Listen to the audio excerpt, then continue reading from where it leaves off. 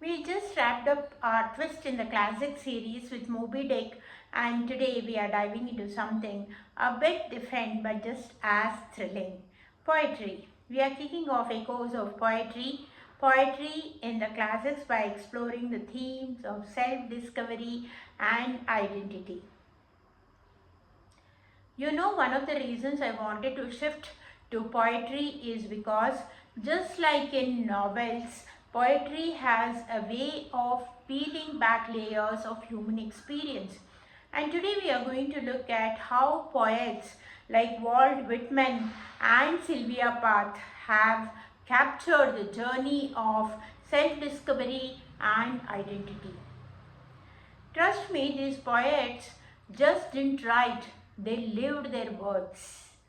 Let's start with Walt Whitman.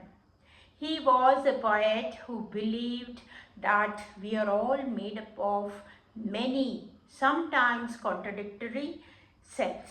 His poetry says that discovering who we are means embracing all those parts, the good, the bad, and everything in between. Take this line from Song of Myself: I exist as I am, that is enough. Simple, right? But powerful.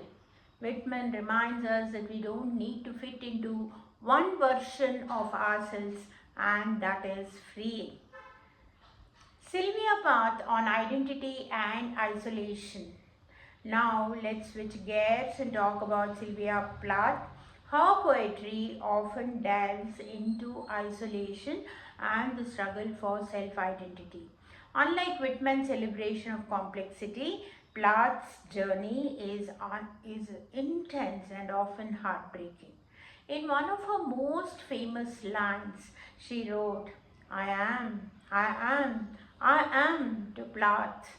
My self-discovery isn't just about embracing contradictions, it's about facing difficult truths about ourselves.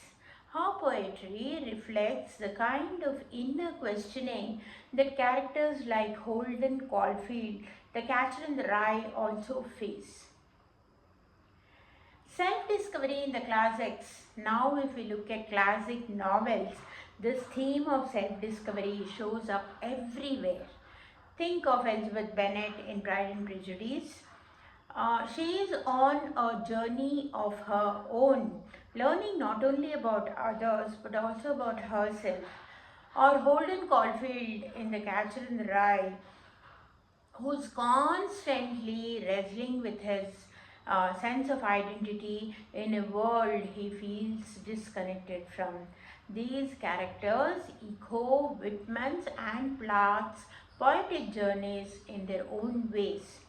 Elizabeth's self-discovery is a bit more joyful, like Whitman's openness to change, while Holden is raw and sometimes bleak, like Plath's. So, as we wrap up, here is the takeaway. Whether in poetry or prose, the journey of self-discovery is timeless. It's a reminder that understanding ourselves isn't about finding one fixed identity. It's about embracing the journey. Thank you. Thank you for joining me again on Echoes of Poetry. Let's keep the conversation going. Tell me in the comments, do you resonate more with Whitman's celebration of contradictions or Plath's introspective questioning?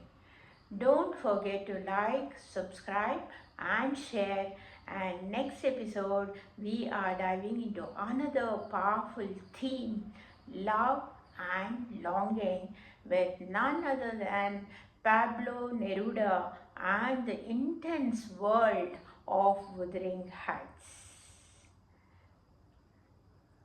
Love and longing in poetry and prose. Isn't poetry and prose working together to create a richer understanding of our classic novels? Do let me know. Thank you. Bye-bye. See you.